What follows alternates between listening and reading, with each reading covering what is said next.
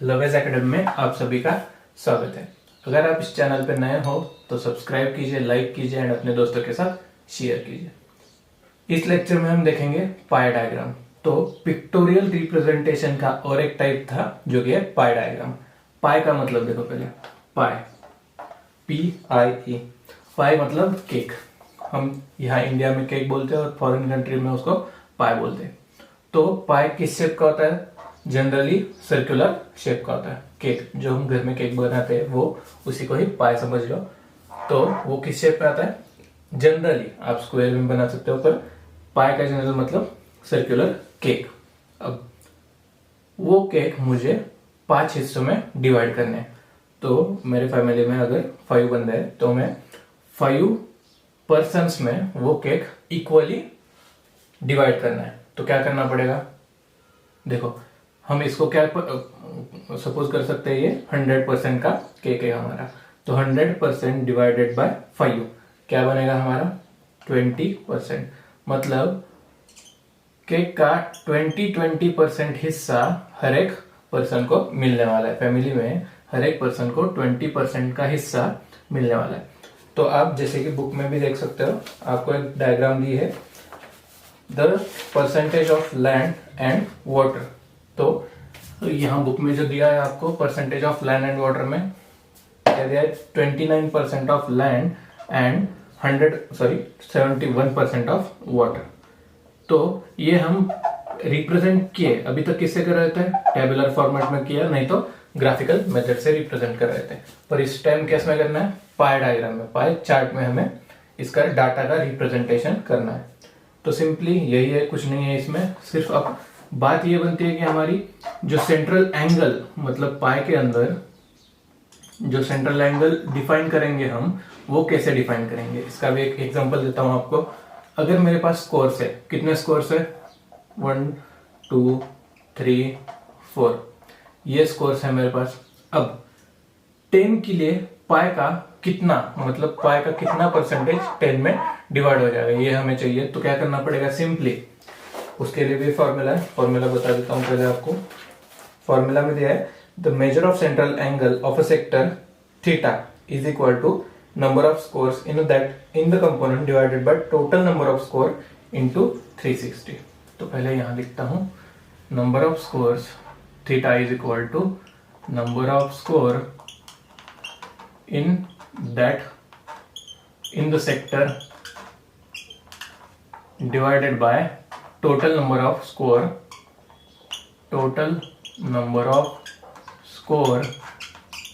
into 360। अब देखो, number of scores in a sector, एक सेक्टर में देखो सपोज 10 के लिए, 10 सेक्टर में कितने नंबर ऑफ स्कोर्स?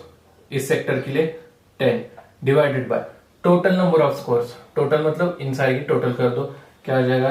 30 60 एंड 40 मतलब 100 इंटू 360। कैलकुलेशन कर लो, 0 0 कैंसिल, बचा क्या? 36। तो पाई ड्रॉ करते वक्त हमें एक सिंपली एक लाइन ड्रॉ कर दो कहां भी। देन हमें क्या करना है? प्रोट्रैक्टर यूज करके 36 डिग्री का एंगल लेना है विद द सेंटर। 36 कहां जाएगा? यहां तक आ जाएगा। कहां? तो भी ये रफ फिगर ड्रॉ कर रहा हूं मैं। देन 36 आ गया हमारा, ड्रॉ करना है लाइन 36 डिग्री। 36 डिग्री किसके लिए बन रहा है हमारा? 10 के स्कोर के लिए। सिमिलरली 20 के लिए क्या बना सकते हैं हम?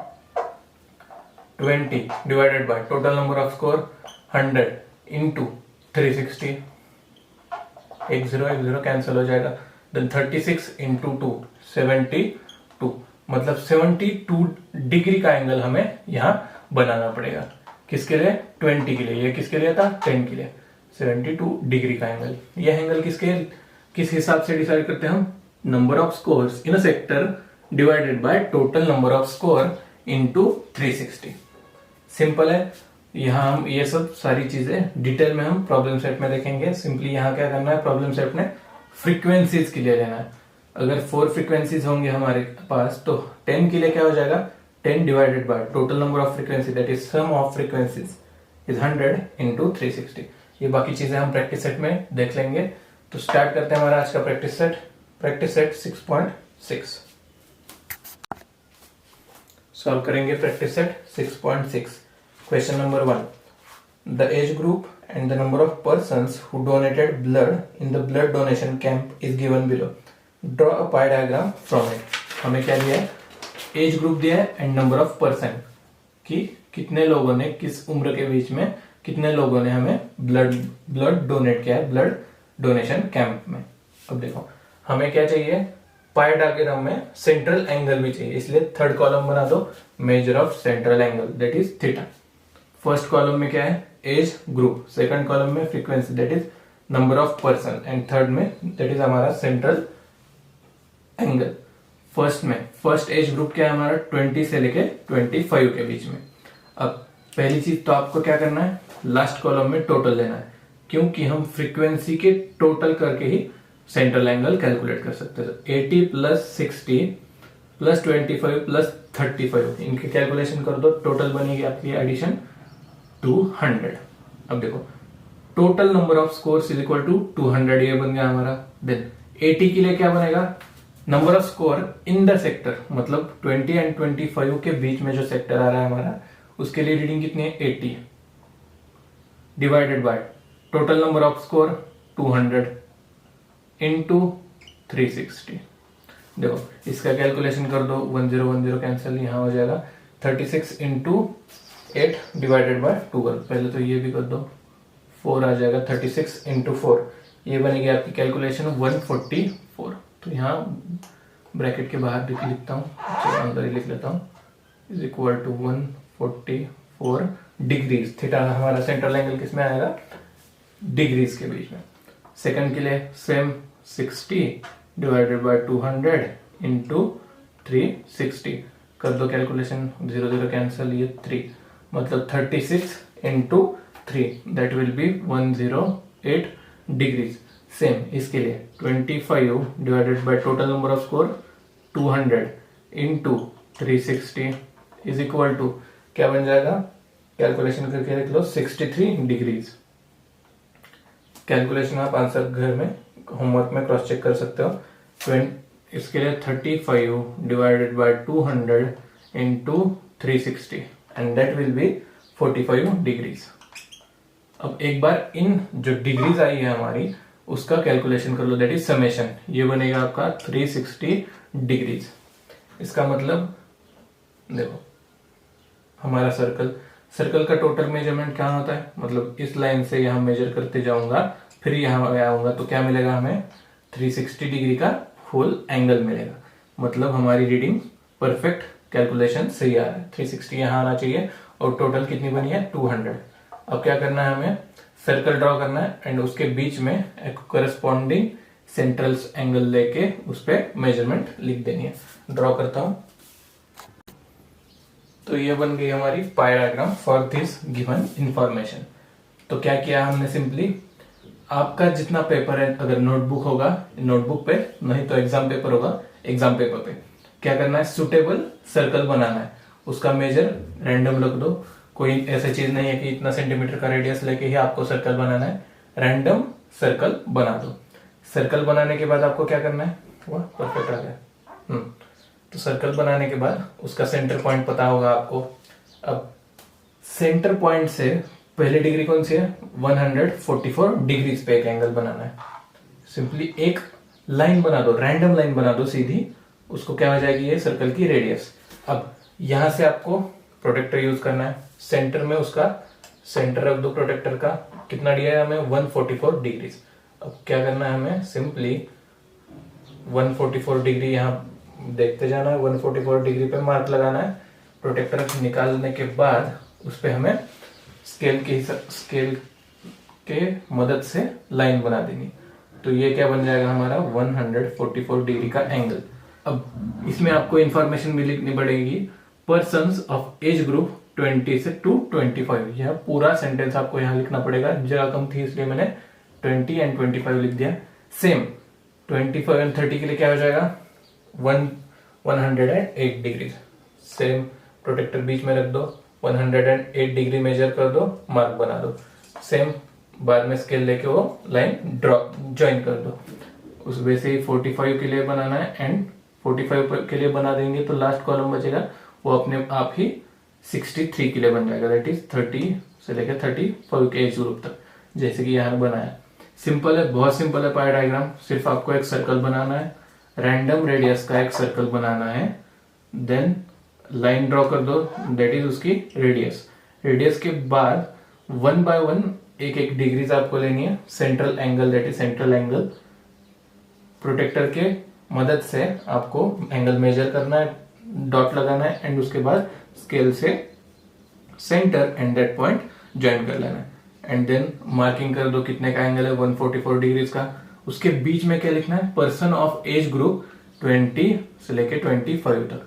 ये पूरा सेंटेंस आपको बीच में लिखना पड़ेगा, यहां मैंने नहीं लिखा है, आप होमवर्क में लिख दो, जगह कम थी इसलिए। Person of age group 20 to 25 ये यहां आ जाएगा।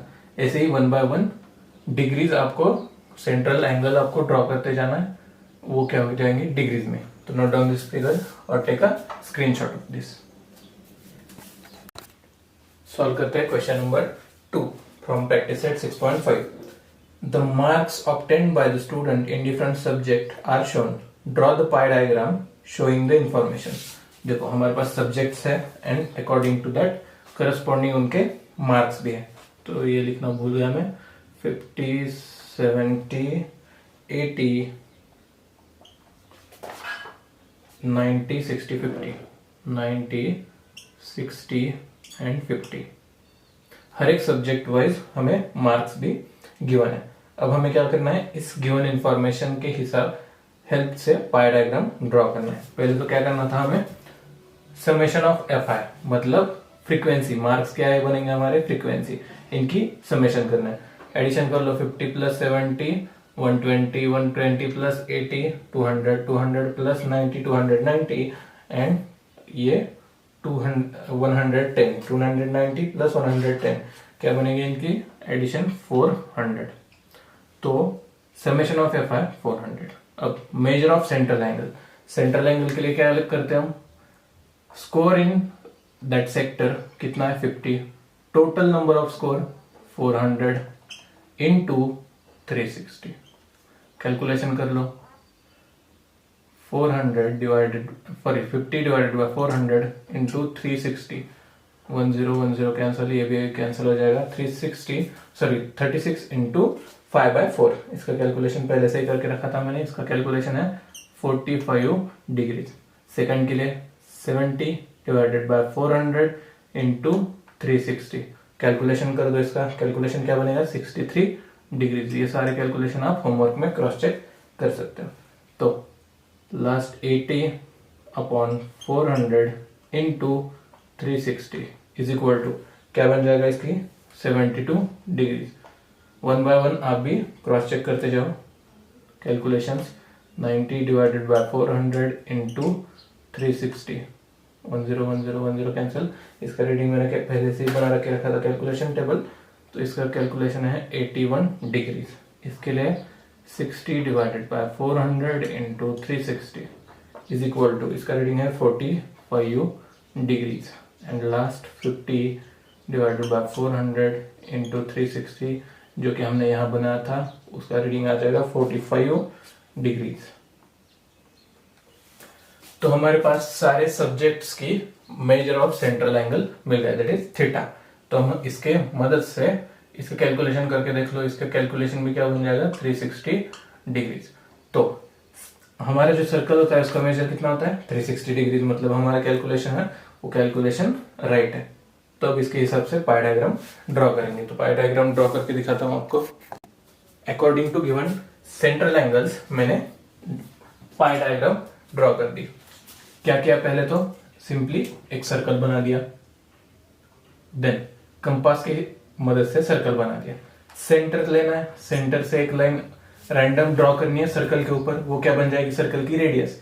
पर हमें इसी लाइन से ही गाइडिंग लाइन मान के इसी लाइन से ही हमें एंगल ड्रॉ करते जाना है। तो देखो इंग्लिश कितना है 45 डिग्रीज का। क्या करेंगे, सिंपली प्रोटेक्टर उसका सेंटर ऑफ सर्कल पे रखेंगे, 45 डिग्रीज मेजर करेंगे एंड ड्रॉ करेंगे लाइन 45 डिग्री। सेम जहां यहां किया मैंने, मराठी के लिए क्या हो जाएगा, यहां से 63 डिग्रीज तक। देन साइंस के लिए यहाँ से कैलकुलेट करते जाओ, देन 72 डिग्रीज आ जाएगा साइंस के लिए, मैथ्स के लिए 81 डिग्रीज एंड सोशल साइंस के लिए 54 डिग्रीज, हिंदी के लिए 45 डिग्रीज। अकॉर्डिंग टू दैट ये रफ फिगर है, इसको मत देखो, यहाँ देखो, ये मैंने मेजर लेके डायग्राम ड्रॉ किया है। सिंपली रेडियस बना दो, उसके हिसाब से एक एक सेंट्रल एंगल का मेजर ले लो, लाइन बना दो और उस गिवन रिस्पेक्टिव सब्जेक्ट का नाम लिख दो। देखो 45 डिग्रीज का इंग्लिश सब्जेक्ट था, 63 डिग्रीज का मराठी सब्जेक्ट, 72 डिग्रीज का साइंस, 81 डिग्रीज का मैथ्स, 54 डिग्रीज का social science and Hindi 45 degrees के लिए। तो नोट डाउन कर लीजिए या स्क्रीनशॉट ले लीजिए। सॉल्व करते हैं question number 3। In a tree plantation program, the number of trees planted by students of different classes is given by the following table. Draw the pie diagram showing the information. अब क्या करना है, पाई diagram draw करना है with respect to given information. क्या दिया है, tree plantation programme, किस किस स्टैंडर्ड ने कितने कितने नंबर ऑफ ट्रीज प्लांट किए, यह नंबर हमें गिवन में दिया है। क्या कैलकुलेट करना है, simply major of central angle. उसके पहले क्या करते हैं, समेशन ऑफ फ्रीक्वेंसीज कैलकुलेट कर लो। 40 प्लस 50 90, 50 प्लस 70 120, 120 एंड 90 ये कितने बनेंगे 210 and 75 plus 75 that is 150। 210 and 150 ये कैलकुलेट कर लो, 210 एंड 150, हाँ इसका कैलकुलेशन आ जाएगा 360। तो नंबर ऑफ ट्रीज कितना बन रहा है हमारा 360 टोटल। अब सेंट्रल एंगल की मेजरमेंट फाइंड आउट करेंगे। तो स्कोर इन अ सेक्टर कितना है 40 divided by total score 360 into 360, फॉर्मूले में ही 360 पहले से ही था। तो क्या आ जाएगा सिंपली 40। इसके कैलकुलेशन बहुत सिंपल बन जाएंगे, 50 divided by 360 into 360, 360 cancel, 50 degrees, 40 degrees 50 degrees. Next 75 degrees के लिए 75 डिवाइडेड बाय 360 इंटू 360 क्या बन जाएगा, कैंसिल हो जाएगा होके 75। सिर्फ यहाँ सेम 50 के लिए जैसे कि ऊपर कैलकुलेट किया था 50 के लिए 50 बन रहा है, फिर भी हमें लिखना पड़ेगा 360 cancel is equal to 50 degrees. 70 divided by 360 into 360 क्या बनेगा 70 डिग्रीज। सेम 75 के लिए 75 divided by 360 into 360 75 degrees. Simply हमारे पास सेंट्रल एंगल्स सारे आ गए। अब हमें पाई डायग्राम बनाना है with respect to given central angles. According to central angles मैंने पाई डायग्राम ड्रॉ कर दी। सेम फंडामेंटल्स हमारे, सर्कल ड्रॉ कर दो, उसके ऊपर एक लाइन जो कि बनेगी रेडियस सर्कल की, और उसके ही हिसाब से हमें एक एक एंगल ड्रॉ करते जाना है। देखो पहले 40 के लिए प्रोटेक्टर ले लो, 40 डिग्रीज एंगल मेजर कर दो, मार्क कर दो, लाइन निकाल दो, ये क्या हो जाएगा 40 डिग्रीज के लिए। सेम अब इस लाइन से 50 डिग्रीज लेना है, लाइन मारनी है, देन 6th स्टैंडर्ड के लिए हो जाएगा। ये लाइन रेफरेंस लाइन लेनी है, 75 डिग्रीज मेजर कर लो, लाइन मार दो, देन ये लाइन रेफरेंस 50 डिग्रीज स्केल लेके लाइन ड्रॉ कर दो। सेम 70 एंड 75 तक रिस्पेक्टिव उनके स्टैंडर्ड भी लिख दो, 5th 6th 7th 8th 9th 10th के लिए। मतलब अकॉर्डिंग टू सेंट्रल एंगल हमने पाई डायग्राम ड्रॉ कर दी। नोट डाउन द आंसर या take a screenshot of this. Solve करते हैं fourth example from the practice set. The following table shows the percentage of demand for different fruit registered with fruit vendors. Show the information by the pie diagram. हमें given information को pie diagrams के हिसाब से show करना है। अब क्या दिया है, fruits and percentage of demand. पहले क्या करते हैं हम, total summation of F I क्या हो जाएगा 30 प्लस 20 प्लस 10, ये इतना बनेगा सिर्फ 60 एंड 25 प्लस 15 40, 60 प्लस 40 100। तो summation of frequency is equal to 100, मतलब टोटल नंबर ऑफ स्कोर्स आया हमारा 100। अब कैलकुलेशन क्या करते हैं हम, score in a sector 30 divided by total number of score 100 into 360 calculation कर दो, सेंट्रल एंगल बनेगा आपका 108 डिग्रीज। नेक्स्ट 15 डिग्रीज 15 के लिए 15 डिवाइडेड बाय 100 इंटू 360, क्या बन जाएगा कैलकुलेशन आपका 45 डिग्रीज। नेक्स्ट 25 के लिए 25 डिवाइडेड बाय 100 इंटू 360, कैलकुलेशन कर दो, इसकी मेजर सेंट्रल एंगल बनेगा इसका 90 डिग्रीज। 20 के लिए 20 डिवाइडेड बाय 100 इंटू 360, कर दो कैलकुलेशन, इसका कैलकुलेशन बनेगा 72 डिग्रीज। देन 10 के लिए 10 डिवाइडेड बाय 100 इंटू 360, ये बन जाएगा 36 डिग्रीज। अब इसके भी टोटल अगर कर दोगे आप तो आपको मिलेगा 360 डिग्रीज, मतलब हमारा कैलकुलेशन परफेक्ट है। अब according to measure of central angles हम क्या बनाएंगे, पाई डायग्राम। ये बनेगी आपकी pie diagram according to measure of central angles. देखो मैंगोज के लिए 108 डिग्रीज कैलकुलेट किए, सेम बेसिक फॉर्मूला, सर्कल बना दो, लाइन ड्रॉ कर दो और उसको रेफरेंस बना के एक एक measure of angle, central angle लेके आपको एंगल बना देना है लाइन ड्रॉ करके। मैंगोज के लिए 108 डिग्रीज, स्वीट लाइम के लिए 54 डिग्रीज का एंगल, एप्पल के लिए पाई का कितना जा रहा है 90 डिग्रीज का एंगल पड़ रहा है। देन चिक्कू के लिए 72 डिग्रीज एंड ऑरेंजेस के लिए 36 डिग्रीज।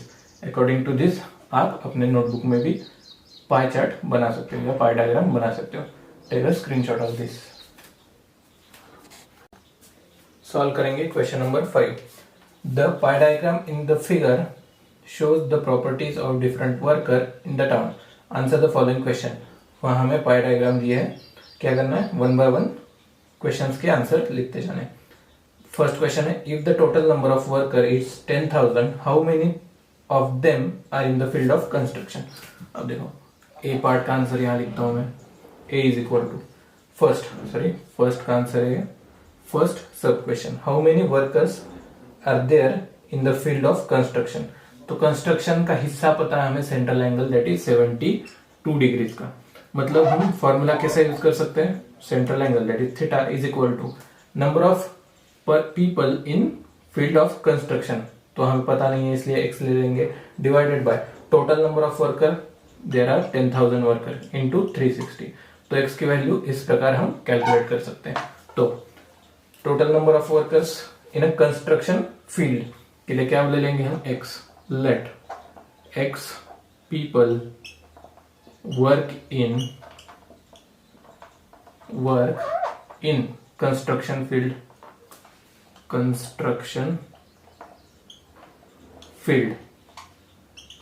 अब देखो फॉर्मूला क्या बनता है हमारा, central angle is equal to central angle theta is equal to, ये थीटा है, देखो theta is equal to number of people in field, number of people यहाँ फील्ड कौन सी है, construction, number of people in construction, short में लिखता हूं construction, divided by total number of worker into 360। ये हमारा सेंट्रल एंगल के लिए फॉर्मूला था।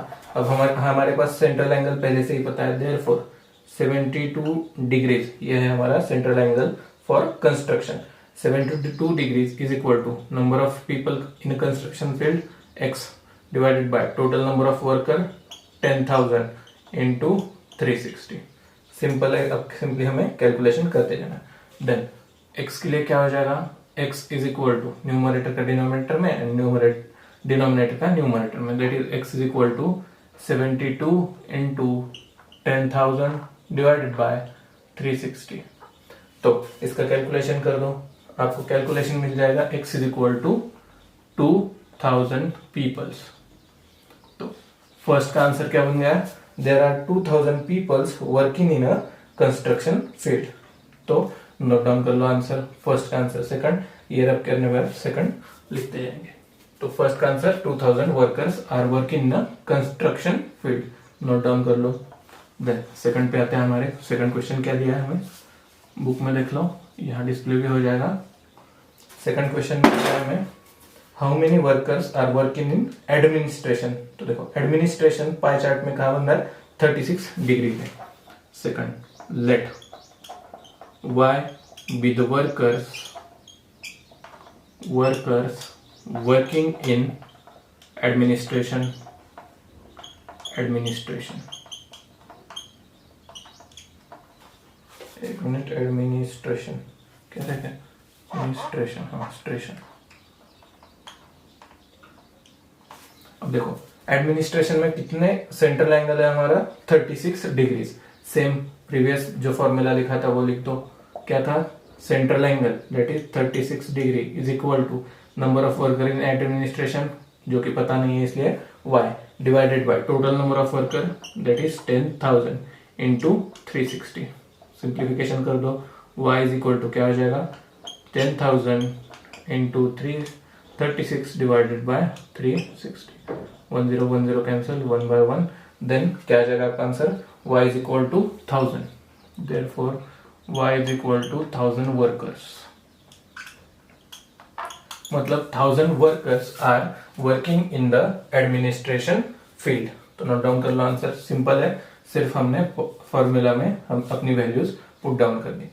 y is equal to 1000 workers, मतलब 1000 workers are working in the administration field. Note down this.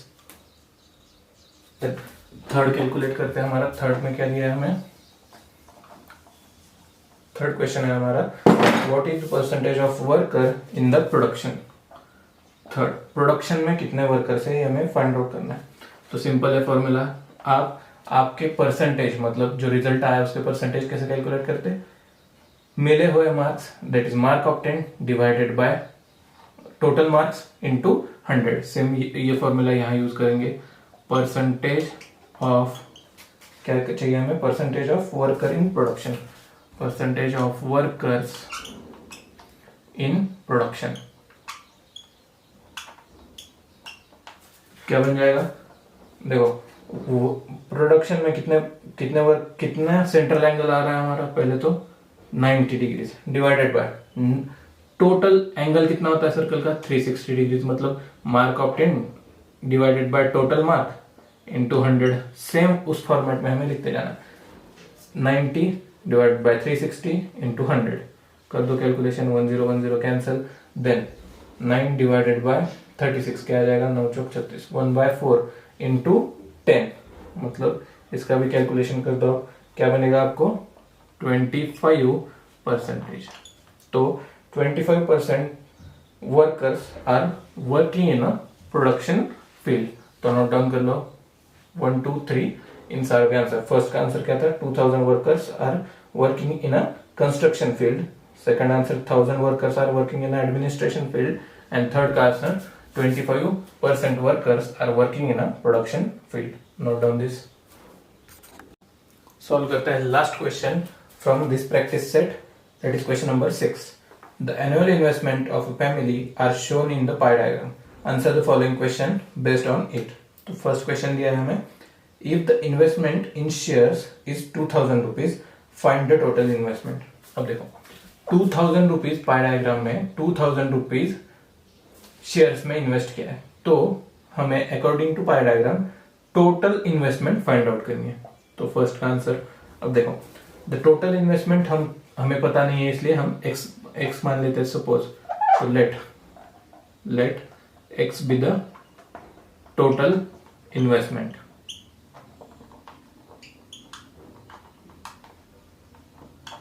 Then formula क्या था, मैंने प्रीवियस एग्जांपल में लिखा था इसलिए इस बार नहीं लिखूंगा। तो थीटा मतलब central angle is equal to number of amount invested in shares कितनी है 2000 divided by total amount invested पता नहीं है इसलिए x मान लिया था हमने इनटू 360। अब थीटा क्या है शेयर्स के लिए एंगल देख लो 60 डिग्री, मतलब सेंट्रल एंगल बन रहा है हमारा 60 डिग्री। अब डायरेक्टली x कैलकुलेट कर लो, x इज इक्वल टू क्या हो जाएगा, x is equal to 2000 divided by 60 into 360। इसका कैलकुलेशन कर दो, आपको कैलकुलेशन मिल जाएगा 12,000 रुपीज, मतलब टोटल इन्वेस्टमेंट कितनी बन रही है 12,000 रुपीज की। फर्स्ट क्वेश्चन का आंसर नोट डाउन कर लो, total investment is 12,000 rupees. Then आते हैं हमारे सेकंड क्वेश्चन पे, नोट डाउन कर लो 12,000 रुपीज। सेकंड क्वेश्चन में देखते हैं how much amount is deposited in bank. अब देखो बैंक में कितना सेंट्रल एंगल बन रहा है हमारा, डिपॉजिट इन बैंक 90 डिग्री। अब let the amount deposited in the bank is y, यहां लिख लेता हूं, let amount deposited in bank is y। अब y अमाउंट हमने बैंक में डिपॉजिट किया, तो theta is equal to central angle for bank कितना है, central angle for bank 90 degrees, तो 90 degrees is equal to amount deposited in bank पता नहीं है इसलिए y divided by total investment 12,000 into 360। कर दो कैलकुलेशन, क्या बन जाएगी, y is equal to 90 into 12,000 divided by 360। Calculation कर दो इसका, कैलकुलेशन आपका आंसर बन जाएगा 3,000 रुपीज। तो y is equal to 3,000 rupees. 3,000 rupees are invested in a or deposited in a bank. Note down कर लो सेकंड का आंसर 3,000 रुपीज। कैलकुलेशन आप होमवर्क में भी क्रॉस चेक कर सकते हो। 3,000 rupees are deposited in a bank. अब थर्ड क्वेश्चन पे आते हैं हमारे। थर्ड क्वेश्चन क्या दिया है, how much more money is invested in immovable property than a mutual fund. मतलब इमूवेबल प्रॉपर्टी में कितने ज्यादा रुपीज इन्वेस्टेड किए हैं देन किसमें, म्यूचुअल फंड से। म्यूचुअल फंड से ज्यादा इमूवेबल प्रॉपर्टीज में कितने रुपीज इन्वेस्टेड है, ये हमें कैलकुलेट करना है। तो पहले म्यूचुअल फंड के लिए कैलकुलेट करेंगे, देन इमूवेबल प्रॉपर्टीज के लिए भी कैलकुलेट करेंगे एंड उनके बीच में डिफरेंस देखेंगे। पहले तो क्या करते हैं, इमूवेबल प्रॉपर्टीज के लिए चेक कर लेते हैं। तो देखो, let amount invested in immovable property. तो इमूवेबल प्रॉपर्टी के लिए अमाउंट इन्वेस्टेड सपोज z रखते हैं, चलो रुपीज z। अब z रुपीज मतलब सेंट्रल एंगल देख लो, इमूवेबल प्रॉपर्टीज के लिए सेंट्रल एंगल कितना है 120 डिग्रीज। मतलब 120 degrees is equal to amount invested in immovable property that is z, जो कि हमें पता नहीं है, डिवाइडेड बाय, फॉर्मूला क्या था, divided by total number of investment, मतलब टोटल इन्वेस्टमेंट 12,000 इनटू फॉर्मूला 360। तो z is equal to 12,000 into 120 divided by 360। इसका कैलकुलेशन कर दो 12 36 3 एंड इमूवेबल प्रॉपर्टी का आपका कैलकुलेशन बन जाएगा p is equal to z is equal to 4,000 rupees.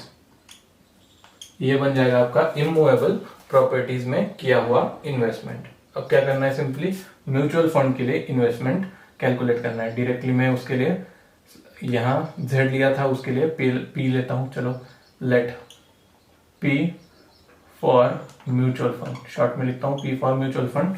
अब क्या है सेंट्रल एंगल म्यूचुअल फंड के लिए, सेंट्रल एंगल है 60 degrees. 60 degrees is equal to p divided by 12,000 into 360। कर दो calculation, p is equal to क्या आ जाएगा 12,000 इंटू 60 डिवाइडेड बाय 360। कैलकुलेशन कर दो, p की अमाउंट क्या बनेगी आपकी 2,000 rupees. p is equal to 2,000 rupees. मतलब म्यूचुअल फंड में कितना पैसा इन्वेस्ट किया है 2,000 रुपीज एंड इमूवेबल प्रॉपर्टीज में कितना पैसा इन्वेस्ट किया है 4,000 रुपीज। मतलब कितने ज्यादा पैसे दिए हैं, तो एक्स्ट्रा मनी, यहां शॉर्ट में लिखता हूं, extra money invested is equal to 4,000 minus 2,000। क्या आ जाएगा आंसर आपका 2,000 रुपीज। तो 2,000 रुपीज एक्स्ट्रा हमने किसमें इन्वेस्ट किया है, इमूवेबल प्रॉपर्टीज में। तो नोट डाउन कर लो आंसर, थर्ड का आंसर 2,000 रुपीज। आते हैं हमारे लास्ट क्वेश्चन पे, पोस्ट में कितना हमने किया है। तो क्वेश्चन रीड करता हूं पहले, how much amount is invested in a post. तो fourth, let A, capital A be the amount invested in post. अब देखो पोस्ट में इन्वेस्ट की गई अमाउंट कितनी होगी, तो थीटा, पोस्ट के लिए थीटा कितना है हमारा सेंट्रल एंगल 30 डिग्री, तो 30 degree is equal to amount invested in post A divided by total amount 12,000 into 360। A क्या बन जाएगा, A is equal to 12,000 into 30 divided by 360, तो 1010 कैंसिल, 31, ये क्या हो जाएगा 6 से डिवाइड 5 6, और यहाँ 200, 200 इंटू 5 क्या बन जाएगा, 200 इंटू 5,000। तो amount invested in a post कितने हो जाएगी 1,000 रुपीज। तो आंसर लिख लो 1 by 1। फर्स्ट का answer that total amount invested 12,000। Second का आंसर क्या हो जाएगा, बैंक में कितने रुपीज इन्वेस्ट किया हमने 3,000 रुपीज। थर्ड था हमारा म्यूचुअल इमूवेबल प्रॉपर्टीज में कितने रुपीज ज्यादा इन्वेस्ट किए हैं देन म्यूचुअल फंड, उसका आंसर आ गया था हमारा 2,000। एंड पोस्ट में कितने रुपीज इन्वेस्ट किए हमने 1,000 रुपीज। तो 1 by 1 आंसर नोट डाउन कर लो।